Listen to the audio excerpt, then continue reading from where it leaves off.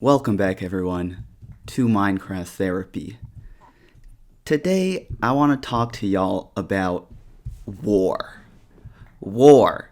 It's a big frickin' deal in the world. There's lots of wars going on in the general state of affairs in the world.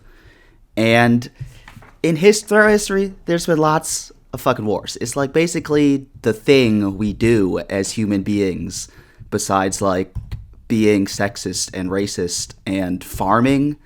One of the also key things we do, apparently, is kill each other over stuff, and then it's called a war when we do that. So it's interesting because I feel like if you went up to, war is generally, we consider it to be a bad thing. Like, I'm sure if you went up to most people and were like, oh, what do you think, like, what do you generally think of war? They'd be like, oh, that seems pretty bad. I don't know many people who are in support of murdering other people, no matter what the cause may be. Of course, there are exceptions to that, which we'll get into. But, generally, I feel like we see war as a bad thing, and yet we sure like to still do it.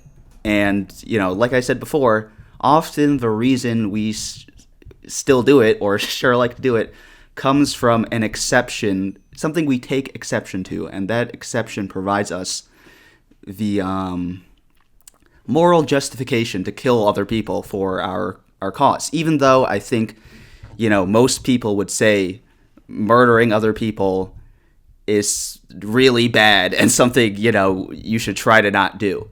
So today I just kind of want to think about that, talk about that, because war, I mean, it's a big fucking part of, like, our lives. If you're, like, a member of, like, a country or, like, a member of society, your tax dollars go to war, or you enlist in war, or, someone who's in the army. So it's a big permeating culture, big permeating aspect of our culture, and I kind of just want to unpack and think about it a little bit.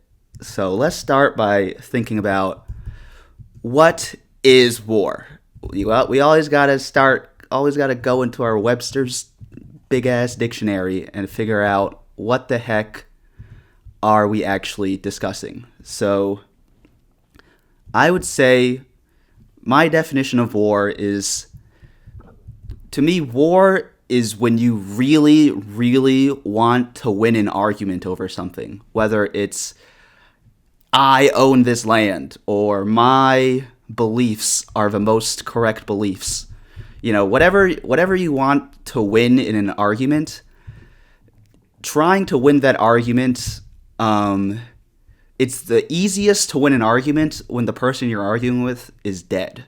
And that, I think, is really what war is. War is the ultimate trump card in winning an argument, and humans, we tend to escalate arguments, or, we seem to have a propensity to escalating arguments to that ultimate point where we feel like declaring war so that we could kill the people who disagree with us is the way we want to settle an argument. You know what I mean? And I would say, when I'm talking about war, or at least when I think of, like, when I think of war, the first thing that comes to mind is violence and death and destruction and bad things. Basically, a war to me is, in the modern day, is when you pick up a gun and you kill someone because they disagree with you about something. That is what war in the modern day is to me. Because there's lots of other ways, I think, when you think about two countries, most wars that we have in the modern day are between states or countries about stuff. That's really where you are able to get the scale of the number of people, the number of combatants to get large enough to really call it a war. Otherwise, you could just call it, like, I don't know, like 10 people trying to kill 10 other people. You know what I mean? War is like a big thing it's a large it's a large gathering of murderers as opposed to a small gathering, and it typically has to do with trying to get your way in some argument. Oftentimes, it tends to be some geopolitical argument because countries, once again, are the ones waging war because they're the ones with the armies big enough to go to war. So, yeah, there's other ways you can try to win an argument, right? If you're a country that doesn't involve sending your army to kill the other army, right? You can have a trade war. You could raise tariffs or taxes on another nation, and that's a way you like try to convince them to agree to your, I don't know, whatever demands you're making. You know what I mean? Give me this land or give me more favorable conditions on some trade deal. That's one way you can go to war with someone. You can have, cyber warfare where you frickin' delete all their special files on their account. You can have a Cold War like the US had with the Soviet Union, where like you scare them into, or you try to scare them into having your way in an argument. These are all ways you could try and win an argument that doesn't involve murder, right? But when all those things fail, and maybe even sometimes before those things are even tried, and before those things have an opportunity to fail, war where you kill people and escalate it to like the maximum degree of like, hey, I'm going to try and just convince you that my argument is right by killing you so that I'm the ultimate winner. That is an aspect that a lot of countries and nations seem to take to try and achieve their goals in the world. And I don't know, that just makes me think about human nature and like, are we just like bad people because apparently a way we think is acceptable to win an argument is to kill other people. And this kind of goes back to what I was saying at the beginning, which is that I think if you ask most people, they would say killing is really bad and like you should really, it really should never be done except for like very few exceptions, which I'll get into later. But war, it seems to be like a war of violence seems to be a common way in the world to try and resolve disputes. And it happens every year. It's happened like throughout history. It's not a new thing. Humans have been doing it since we could sharpen tools, and even before we could sharpen tools. I'm sure we were beating each other over the head with really blunt rocks to try and win in arguments. And maybe that's just, in nature, tigers kill deer. But I don't know. I don't really subscribe to that like social Darwinism thing to like try and justify war. But war is really embedded in human history. Is the point I'm trying to make, and that could be an argument as to why it's so common. It's just that like it's embedded in us. But I feel like saying that, if you say that and you argue that war is embedded in us, then you're basically saying that humans by nature are like evil and we are by nature bad, which I don't know is something that I want to believe in. First of all, I don't want to believe it. I really hope that's not true, that like we are fundamentally bad and like we have to kill other people. And also, I don't know if that's true. I guess I'm hopeful that there are other ways. I'm hopeful that human nature is good enough where this war thing is just an anomaly in our history on our way to like true enlightenment. You know what I mean? Like we're just like at a point in human development of society where like we just haven't worked out the kinks that like lead to war yet. But I'm hopeful that it can be avoided and we could get to a point where we don't have war because human nature is good. Because if we think that war is unavoidable, that to me feels like saying human nature being bad is unavoidable and just a fact of life. And I don't know if I'm ready to throw in the towel on us yet. So, yeah. I hope that war isn't unavoidable. But it certainly seems to be a big facet of our modern life. And so I kind of want to talk about why, if war is so bad and I'm so hopeful that it doesn't have to be this way, then we have to identify the reasons why it is this way currently so that we can have a hope of maybe fixing those things that are causing war to be so prevalent in the modern day one day, hopefully. Assuming this isn't just the natural state of humanity and we just have this internal bloodlust in us, which would be sad, I think. So, yeah. Why do wars happen so much in the modern day? Here's a hot take I have that is a possible explanation.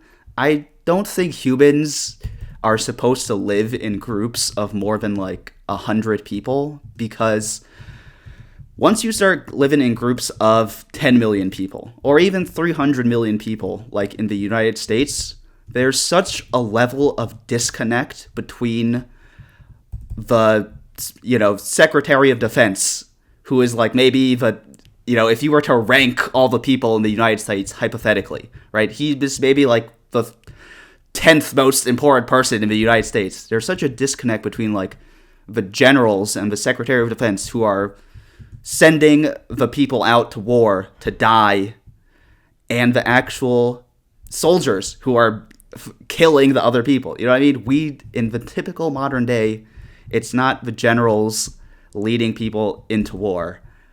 They just sit back and say, hey, all you people, all you young people, because most generals are 50 years old and they're too fucking old to pick up a gun. They're like, hey, all you young people, go out there and kill other people because I told you so. And I think if we lived in groups of 100 people, or, not 300 groups of 300 million people would be more aware of their choices because the choices would hit closer to home.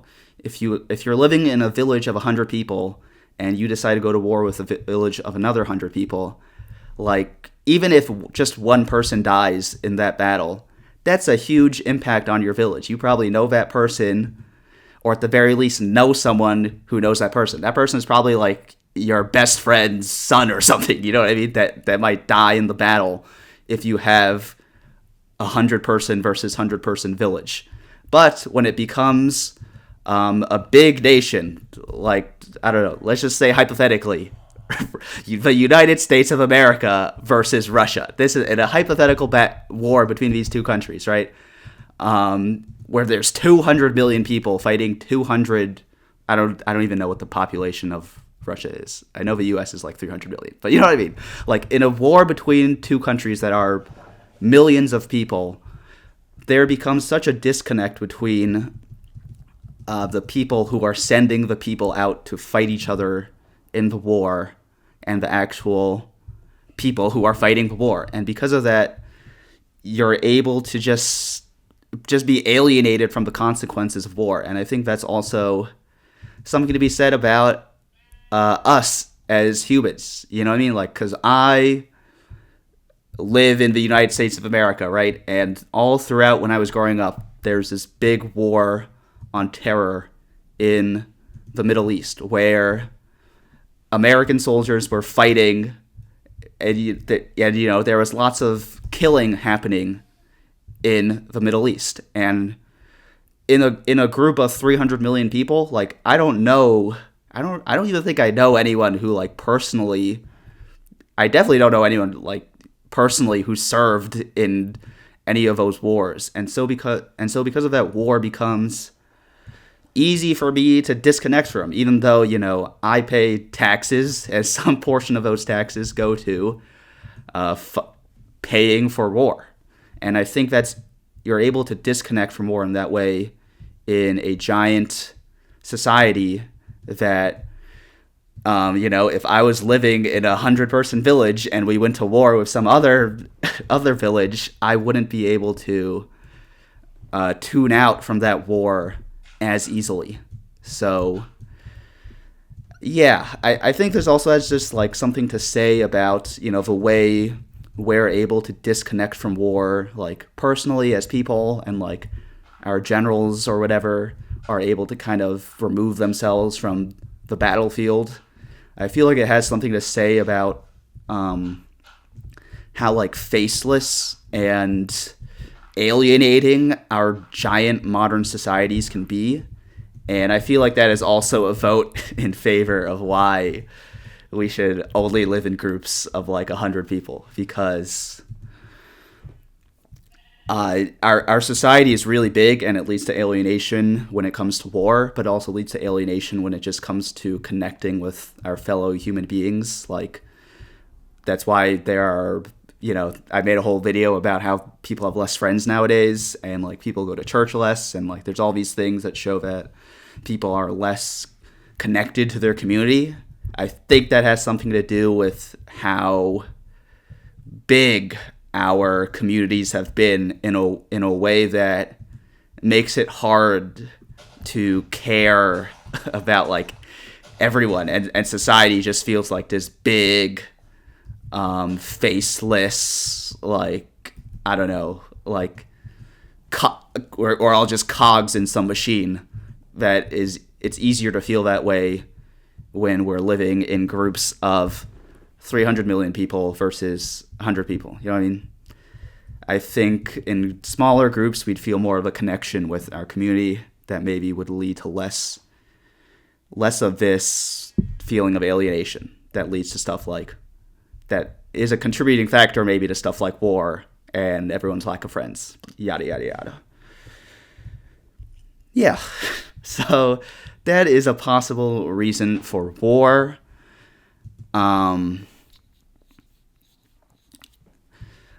I think when we're talking about war, we should also talk about non-violence and resistance to war. And is war,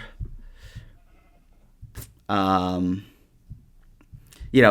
we just say no to war? You know what I mean? Because there's lots of people throughout history who tell us that war is bad, and we should really try to not do it. For example, Jesus. There was a guy who said war was bad. Gandhi, the Buddha, Muhammad Ali. Lots of people throughout history kind of preach nonviolence and just like resisting being part of whatever justification there is for war, right? There are people who say no. There is no justification for war, and you can always say no to violence and war, right? I think like Muhammad Ali, he's like a more modern example compared to like, Jesus, but like, and I think about how he, didn't want to be part of the Vietnam War. It was the Vietnam War, right? I hope I'm not exposing my lack of knowledge, but, he was a quote-unquote conscientious objector, saying that basically he didn't want to be a part of this war because there was no reason, like philosophically, on a human level, you could force him to kill someone. And I really respect that, and honestly, like I believe that. Like, I don't think there is a fundamental, like, if we're talking about like the fundamental rights of human beings, like they're freaking talking about in the Declaration of Independence, like life, liberty, and the pursuit of happiness, I don't think there's like a reason you could say you have to kill someone else. You have to. And so because of that, I feel like that provides a really big justification as to why war should not exist. If we all are able to have our own free will, and we can all decide to not participate in war, and that's our right as like human beings, Then if we all just, decide to not fucking kill each other and force our leaders to figure it out some other way, then war could come to an end. Hypothetically, that's the key word. But that is something that you might say is a fantasy. And if you think like we could all just put down our guns, you're a hippie and you're living in fantasy land, and that's just not the reality of a world and the way the world works. And war is unavoidable. That's basically the argument that you would try to make, is that there's just no way we could avoid war. No matter what you believe, even if you believe human nature is good, there's just realities of the world, realities of the geopolitical world and nature and human nature being bad, I guess, that leads people to need to have war. And war to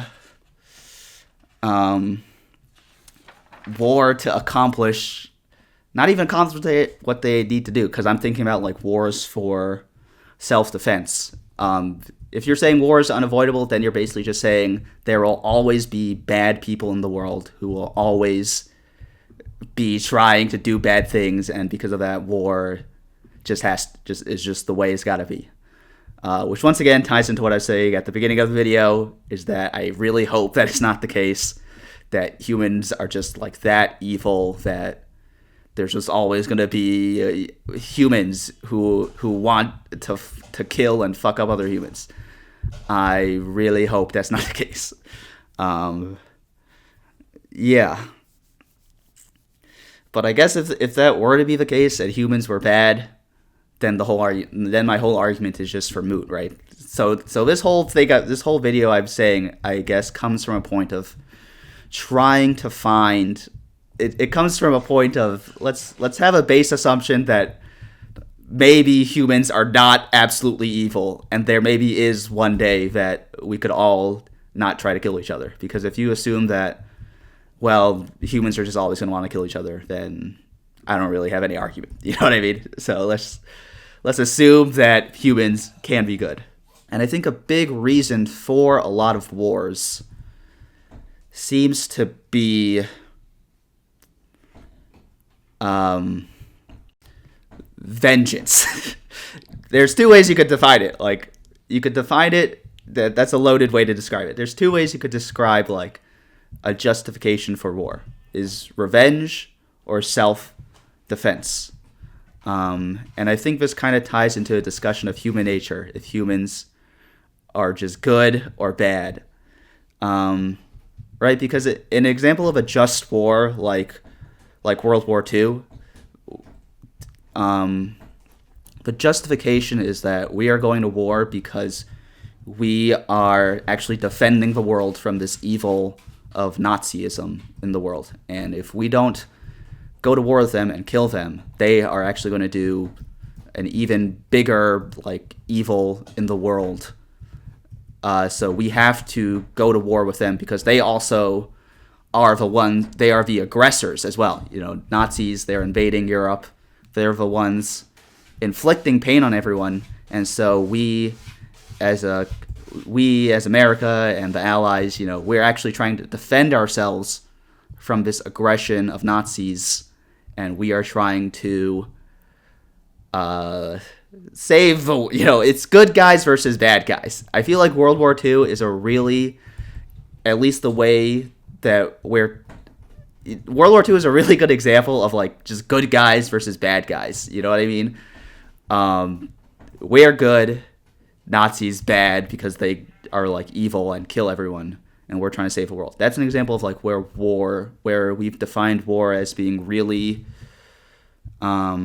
justified, at least from our side, quote unquote our side. I'm saying us, even though I was not a member of America because during World War II, because I wasn't born, but you know what I mean. It was a just war, that war. And I think we have a lot of the times when people go to war, there is some kind of justification for it. People don't just ideally you're not just going to war because you like killing people. You know, I mean, throughout history, most countries and states have a purpose for their war, whatever it may be, besides just like bloodlust. You know what I mean? Like it's often justified that there's some greater good for this war that we're fighting. Yes, and because of that, because of the greater good, war is okay, and it's okay to kill people. This was kind of what I was referencing earlier in the video when I said there are exceptions to war that we allow for. And I would say, like, being on the morally right side of history or self-defense is an example of being justified in war. This is not an example of war, but like, say someone broke into your house and was going to kill you. Most people would say you're justified in defending yourself in some way, right? And I think that's a big example that's given for why we're allowed to carry out war and carry out violence. We literally changed the name of our Department of War to the Department of Defense because we were like, that war thing doesn't sound too good. Let's like change the justification for why we're doing all this shit to defense. And that'll really, that'll really give us the moral high ground. Yeah, I think us calling ourselves, once again, I'm saying us because I'm an American and I'm like Team America. But, I think a big reason the United States of America has for such big military spending is for defense. And we have to defend ourselves against terrorism and global threats and all this stuff. I do feel like it's a little interesting that it's like we need to have the absolute largest, most deadly army in the world in order to defend ourselves, in quotation marks. I'm not that tapped into Game of Thrones, but I feel like this would be like if in Game of Thrones the biggest, most badass nation in Game of Thrones was like, yeah, we have a big badass army and 100 freaking dragons for defense, and we're gonna station them all around Westeros to like watch over everyone for defense. That's just an interesting thing for me to think about, that it's all for defense. Okay, let's not think about that. Let's just accept what they say. It's all for defense. Yeah. I think there's lots of, basically, like when it comes to war, people have every justification in the world when it comes to it. It's for defense, or it's because they attacked us first, or economically, like it's almost, sometimes it feels like it's a calculated cost, right? It's like economically, X amount of people are going to die from this war, but it's going to improve our economy so much, like Y amount of people are going to die less from poverty. So it actually becomes like a trolley problem, like trade-off thing.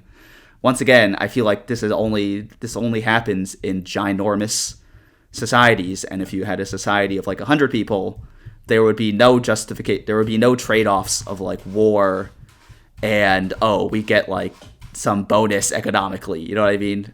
But in countries of 100 million people, those trade-offs become like more abstract and easier for top decision makers to make. I just feel like there is a lot of hypocrisy. I don't know. Maybe hypocrisy is not the right word, but people will literally come up with any reason to justify war and killing people. But I don't know that it's like, why are we fighting so hard to justify this thing? And like, make it right to kill people. And there's just a lot of hypocrisy I feel like I see because of, I don't know, as the United States of America, we're the only country to have ever nuked another country. And that's not a war crime. But, lots of other things are war crimes, but nuking two cities in Japan for World War II, that is like, we have to scramble to find every justification for it and say, well, that's just a part of war, and it was actually avoiding a lot of, deaths that might have come with a prolonged war in the Pacific. It's like, I don't know, dude. Like, sometimes killing people is just killing people. And it's like, if we could all just, once again, maybe this is the hippie thing coming out, but it's like, if we could all just figure out a way to not have to kill people, like, wow, that would really save us a lot of trouble. And this kind of ties in the next thing I want to talk about, which is that there's a big cost to war besides just the cost that we pay in terms of, the lives lost in a war, which is already like, whoa, that's like really bad that people are dying, killing each other violently in war. We also spend a lot of money on war. And I'm not just talking about the United States. Like, as a world, we spend a lot of time, money, and energy trying to figure out the most effective ways to kill each other. And we do it in the name of, a lot of the times I feel like it's in the name of defense, because, those other people are also trying to figure out the best ways to kill us, actually. So we have to get even better at killing them so that they don't kill us. And that kind of ties into the self-defense idea that, it's all self-defense because there's bad actors in the world and we have to defend ourselves from them. But it just feels like the cost that we are spending on war and quote-unquote defense is getting out of hand, and like our priorities as a society are just not correct. If you want to pick up a gun and kill someone and join the army, there seems to be unlimited funds for that in America. It's like, well, we're just going to find a way to pay for the Department of Defense's budget, no matter what. We are going to just keep printing the money, you know what I mean, to pay for the military, because that is just like a staple that we need to pay for to defend ourselves. But if you want to pick up a paintbrush and paint some art, as a society, we've decided, like, I don't know where the money for that's going to come from. Like, I don't know where we're going to find the tax dollars to pay for your art, because, art, that's like such a frou-frou, intangible, like, that doesn't provide any real value to the world, you know what I mean? When you could say the same thing about this concept of defense, I feel. Does buying all these missiles and planes that kill people provide any tangible benefit? Most of these things aren't even used because we haven't been involved in like a giant major war in a really long time. Most of those things are just there for deterrence so that other countries don't fuck with us. But we basically invest all this energy into building all these really big, shiny hunks of murder and death, just to like prove a point or something that like we are not to be fucked with. And we have infinite time, energy, patience, money, whatever you want to call it. Like we are just able to fund this military death machine no matter what. But when it comes to other stuff like healthcare, it's like, whoa, like I don't know if we have enough money to pay for to heal everyone, you know what I mean? We only have enough money to freaking threaten to kill everyone. Which is just interesting to me. It's just I want to say it's crazy. It is crazy to me. And it's interesting to me. It's like our priorities as a race, as a human race, as a species, just seems to be so off. Where we just want to invest everything into murder. And the argument is that it's for defense, but I really kind of don't buy that it's for defense. There's way more people who die from diseases like cancer or heart disease or AIDS than in warfare or battle. And yet, it seems disproportionate how much money, time, and energy we spend on defense, quote unquote defense. You could also call it war, because that's what it is. We just have so much money to spend on war and not enough money to spend on everything else. And it just seems like a big opportunity cost lost for humanity, that we are like wasting our human potential on like figuring out the best ways to kill each other. Because no, you're gonna kill me. I'm afraid you're gonna kill me with your big death machines. So I have to make an even bigger death machine, and I need even more people in my army. So it's an even bigger army to fight your big army. So you don't kill me, because I'm gonna kill you first. That's really like what I feel like war. That's like what war and like the modern military industrial defense complex has become. It's a big drain on our human potential. And it just seems like we are better than this. You know what I mean? We're better than this. It's I think like we can be better than needing to go to war all the time.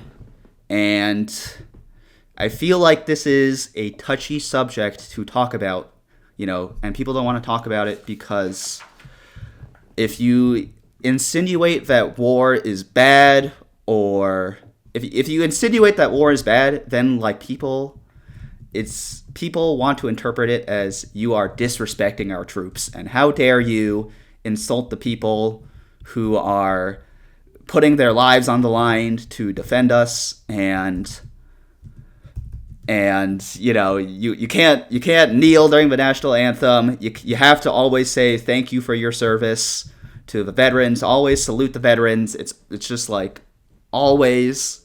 It's almost like this belief that war is good. You know what I mean? We've almost indoctrinated that into our society, at least as Americans, because the military is like never ever something to be questioned or looked down upon. And I definitely don't like blame any of like the soldiers who are like, basically a bunch of 20-year-old kids mostly, who are in these armies and being led and sold like some kind of nationalistic pride thing when it comes to war. And it's like, war is defense. War is protecting our motherland from the evils in the world. I think, I'm not trying to blame any singular soldier and be like, it's your fault that you're going out there and killing people. And I'm not even necessarily trying to blame like any of the generals, even though they definitely have like a bigger part to play in how bad it is. It feels to me like a structural problem in our society that like somehow along in the development of human societies and human nature, like we just became addicted to this war thing as a way to solve our conflicts and like win our arguments. And it's like, it's a really good way to just like get my way, kill the other person. And like that unfortunately became a way we like started to solve problems. And we just kind of it just got the ball rolling thousands of years ago, and thousands of years later we're still fighting these wars. And I just kind of want to think about it, because I think a majority of people in the world would say a utopia would involve a world with no war. And yet, it certainly seems like a world with no war is like a fantasy right now. So Um, I just want to talk. I just want to talk about it, I guess, to like think about it because I feel like the only way we're gonna, maybe one day possibly end this war thing is if we think about it. Not to overstate my importance, I'm just one guy on the internet thinking about it, but just wanted to think about it. Kind of one of the last things I want to talk about is that specifically, as America, I'm an American. America, hell yeah. War is a really big part of our identity as a nation. Like, we were literally founded on a war, the Revolutionary War. And a lot of wars are really important turning stones in our history. The Civil War was really important. World War II was really important. And kind of in these two wars that were really important to our nation, we had this like moral upper ground where it was like the Civil War, that was a war over slavery, and like slavery obviously is bad, and like we were justified to fight that war to lead to the end of slavery in America. And World War II, like I was talking about, they're Nazis, and like we were right to fight that war to stop the Nazis because the Nazis are really bad. I agree that I agree slavery is really bad and Nazis are really bad, and like those things should be ended. I've opened a whole can of worms into like whether or not it was justified to fight those wars to end those things sooner. I don't know. I guess the people who say war is necessary and justified would say yes, like you have to fight those wars because if you don't, the Nazis, if you preach a policy of nonviolence against the Nazis, then the Nazis are just gonna be evil and take over the world, and like that's not good. I guess my hope kind of ties back to what I was saying is like my hope is that we can figure out ways to get along with each other and solve our conflicts that don't ultimately resort to that. And I feel like that maybe starts even before conflicts even occur. You know what I mean? Like we have to teach ourselves how to disagree and how to have conflicts and how to resolve those conflicts without resorting to extreme measures such as violence. And I guess like the way to do that is to just be better people and teach our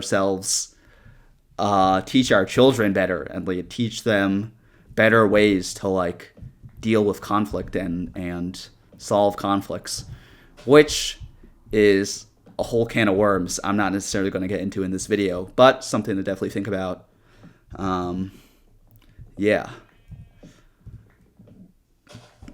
It's a complicated issue, war, because now that I think about it, I'm like, well, it's like if you have to fight a war to like end the Nazis, then war, then that's like a big argument for war and like why war is necessary. But I want to believe that there's another way we can solve our conflict so it doesn't involve war. And maybe it's just like we're not at the point in like the enlightenment of the human race where we're able to solve our conflicts without resorting to violence. But I think thinking about it in that way at least, and like being conscious of the fact that like the reason we have war is because our conflict resolution methods as a species are just not at a level we want them to be at yet, right? Because I feel like there's like a certain level of like barbarianism that like comes with like, oh, like the way I'm gonna win my argument is by killing you, and maybe it's like just maybe I'm just like being too hopeful for the year 2024 humans, and maybe the year 3024 humans are going to be enlightened enough to realize that war is not the way to win an argument and solve our problems. And I'm just like not. There's a disconnect there between like what I want our development as a species to be at and where we're actually at in our thinking. But yeah, I'm hopeful. I hope that one day we can reach that place where we are good and understand our possibility for goodness, and we are able to get at a place where war becomes unnecessary because we have fully reached that enlightened state of enlightenment where we realize war is bad. And, how do we reach that final state of enlightenment? Well, that's a question for the Buddha and not me. That's way above my pay grade. But just stuff to think about when it comes to war, because war is bad, bro. And it's like every day, it's like if you live in the world as we know about it today, you know about like every single war going on in the world, or you can just like Google it in 2 seconds and find out that like so many people are dying because of war, and so much money and stuff is being spent on war, and it's like, why are we here? It's just something to think about, because it does permeate a big part of like our society as humans, and ideally I think there would be no war. So yeah, discussion of war. We got a decent amount of stuff done in this game today. I feel like I need to once I figure out the foods, once this farm gets going here, guys, like we're gonna take off. We're gonna finish this house, get mining, get a bunch of good shit. I like this house, like this mountain. It's so beautiful, and I have this flower garden right behind my house. It's very pristine. Makes me feel good. Cheers me up after all that war discussion. All right. That's Minecraft Therapy. Thank you, everyone, for watching. I hope y'all are doing well. Hope y'all had a great Thanksgiving. Hope y'all are enjoying life wherever you are and just having a good time. All right. Hope y'all stay safe, stay sane. Catch you next time. Peace.